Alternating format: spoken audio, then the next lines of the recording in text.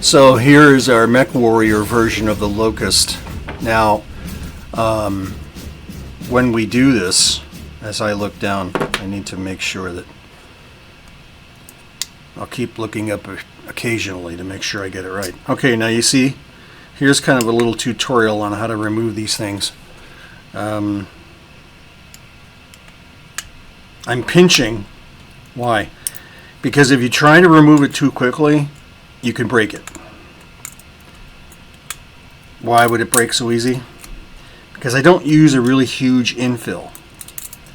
Okay, see how I'm crushing the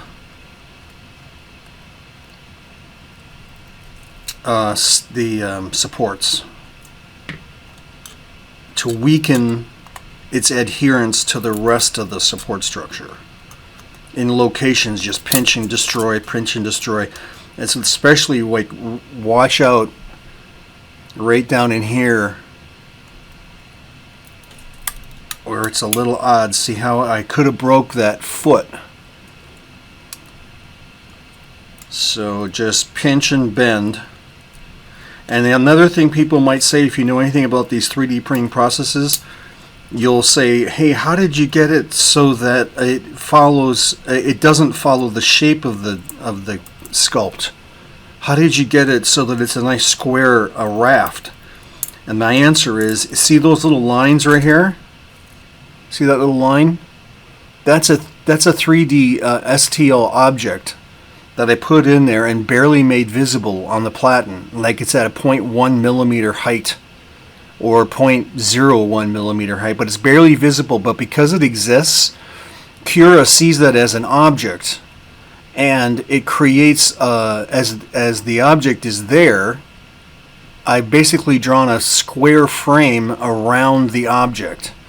And then, however, some places I don't carry the frame all the way up so that it then adheres to the shape of the object, right? Here's an example. I put a disc right here because I try to make it easier for the head to make a shape. Okay, now you say, why are you bothering that? Well, here's why. Because the nozzle goes all over the place, right? It does all this kind of stuff. And I want to simplify it. In other words, I just want a square raft. Well, Terry, why do you use a raft at all? Well, because I do. A raft, to me, absolutely guarantees that the model is going to be printed correctly. If you don't use a raft and you don't waste that plastic, then you take the risk that it won't come out right. And especially if you walk away, you just don't have 100%. This is, in my mind, a raft is almost 100% guaranteed that it's going to work. As long as the platen is sticky and clean and so on, and the plastic is, the hot liquid plastic is sticking to the bed, then you're good. But I try to simplify the nozzle movement to make it just square. Okay, why doesn't Cura do that? Because it doesn't. I wish it did. I wish you could say, okay, generate me a raft that measures this far by this far. But apparently they don't have that yet. So you have to, use your own devices, come up with your own ways of doing it. Here's an example. See this little piece? It's coming off because I put that in there so that Cura would see that as an object and then make a nice straight edge. See? But I stopped it there, and so here, all right. But then because in the positioning of the model on the platen, these holes get created. There's a hole in the raft. I fill that hole with another round object. It's just a simple disc. I put the disc on the platen, I should say, in the STL file. So that fills that hole. Otherwise, the nozzle would travel, but when it comes to this hole, it would skip it. It would create the hole because it sees the hole. So it goes, stops, stops, and that just makes it work a lot harder because there's a hole there. So fill that hole, and the nozzle goes, it's a lot better. So I find that, and here, see, I put another piece here because there was a gap there. And I didn't want the nozzle to go right. I just wanted it to go bzz, bzz, bzz, bzz, bzz, right. Okay.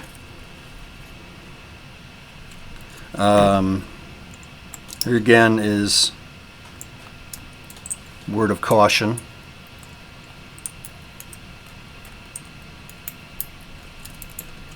You have to be patient. Remember, you just spent, for me at least, with this infill of 20, I think it's 14% or something. You just spent 2 hours printing the damn thing. The last thing you want to do is crack it, break it, and so on. And you know what? I think I just did. Okay, this is a bad design. This is a panel that's coming down from the... I just broke it. See, it's too thin. Screw it. I'm going to cut those off anyway. It's a stupid design. Why is there a fin? Why does that fin exist? No idea. Stupid design.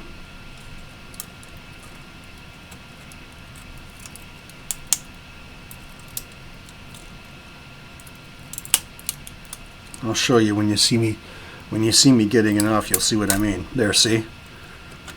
Well, you know what?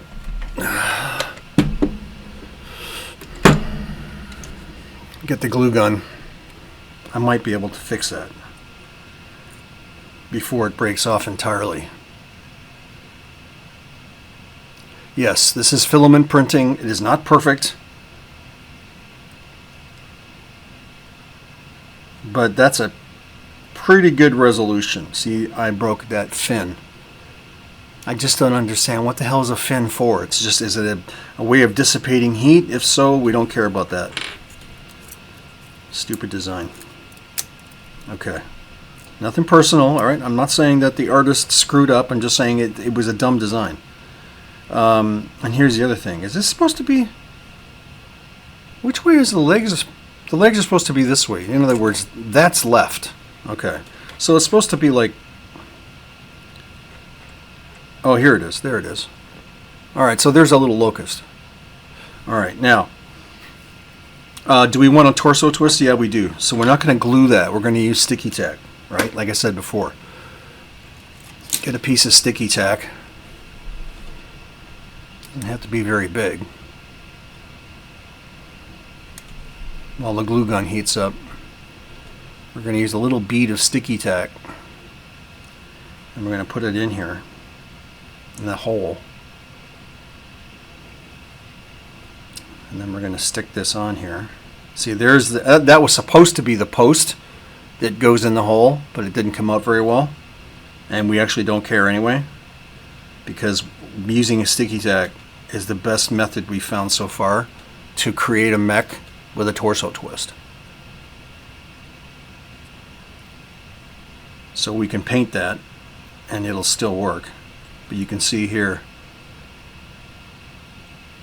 torso twist. And you might say, well, that's weak. It'll just fall off. Actually, no, it doesn't.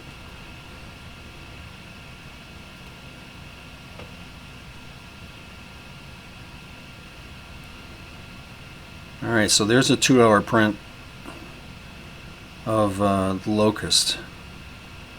I'm heating up the glue gun because I want to fix that fin.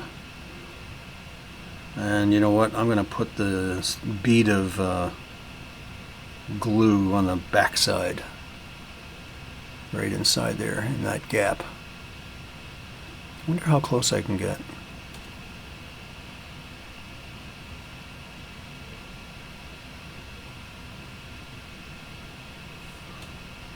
This is the Android phone, by the way. Okay, let's see if it's ready. Yep. Now another thing to note, because this is so thin, that's going to melt that plastic pretty quickly. So get that squeeze in there and get rid of it.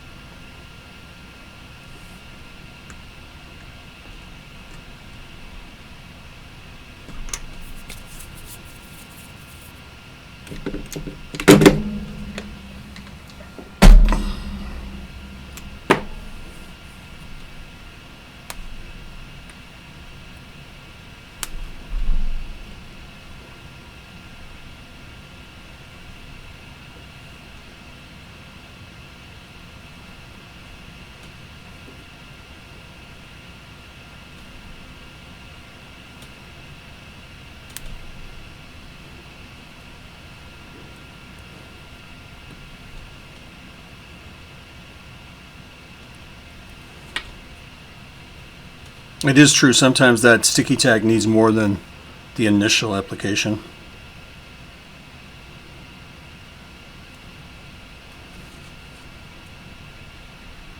So you're probably saying, why don't you use your 3D, why don't you use your resin printer?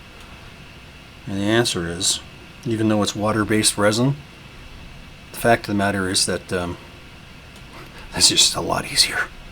The filament printer is just a lot easier. It's like an old dot matrix printer. It just sits there, and the overhead or the infrastructure to support it is like minimal. With the resin printing, you got the liquid, you got to wash it, yada yada yada, cure it. Like I said, even though it's water based, and it's wonderful, and it's accurate and perfect, the filament printer is just faster. Now see, I'll clean that up later, but as long as that fin is stuck, as long as that fin is good, it kind of feels alright. I may just inject a whole bunch of mother plastic hot glue in there. You can see there's hot glue in there now, but okay. Okay, here we are. So that's our Locust. Mech Warrior version, not the classic Locust that we all are fond of. And it's also the version that has the two lasers, two lasers I think they are in each of those wings. Okay, so there it is. Let's give it a proper. Alright, yeah, you want to see it in context. This is a Phoenix Hawk, and when I show you this, you're going to say, hey, how'd you get that guy to shoot his gun like that?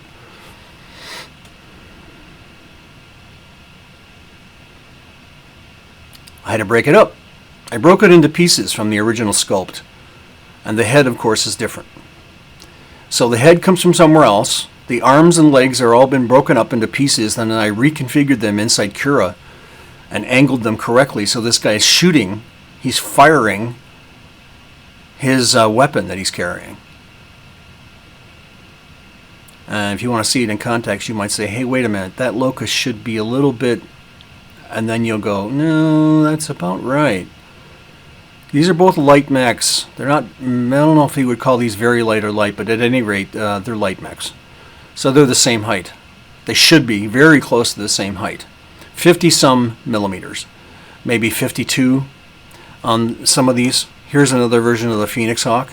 This is the one off Thingiverse with the different head, because we don't like the head. I came up with a new one from somewhere else. I think a Valkyrie, I don't know. But, so that's a different one. And here's a Valkyrie, speaking of which, with a different head. So about the same height, you see? Now here comes a biggie. This is your Shadow Hawk. Well, let's do a Champion. Heavy mech. And it is about the same height. You know why? Because the Champion was actually designed to be very low silhouette, even though it's a heavy mech, yeah. And at least that's my interpretation of it. One of our staff people said, hey, that should actually be a lot bigger than that. And I'm like, maybe, but you know what? This is faster to print. And I want to get the game on. So I printed it that height. Now here is a proper height, Marauder. And again, you'll say, wait a minute, the Locust is too big. Well, could be a little smaller, but that's about right. Or you could say the Marauder's not big enough. And by the way, it's a 1/16 of an inch base on here. This one here is an 1/8 inch acrylic. Why did we do that? Well, because this is 50-some millimeter, I wanted to be able to see the damn thing. If it's too small, you don't have respect for it. So I maybe made it a little bit too big. or this is too small. But again, we're talking about trying to optimize. Now here's a cav. I don't remember what his name is. Look at his height. This is 10 millimeter, supposedly, on my right hand. That's 10 millimeter scale, so there's a 10 millimeter pilot inside there, right?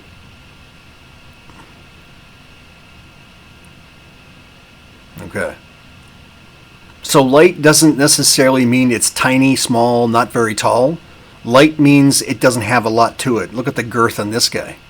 Look at his feet, which, by the way, we think is insane, ridiculous. They're way too big. James Cameron would have a kitten if he saw this foot.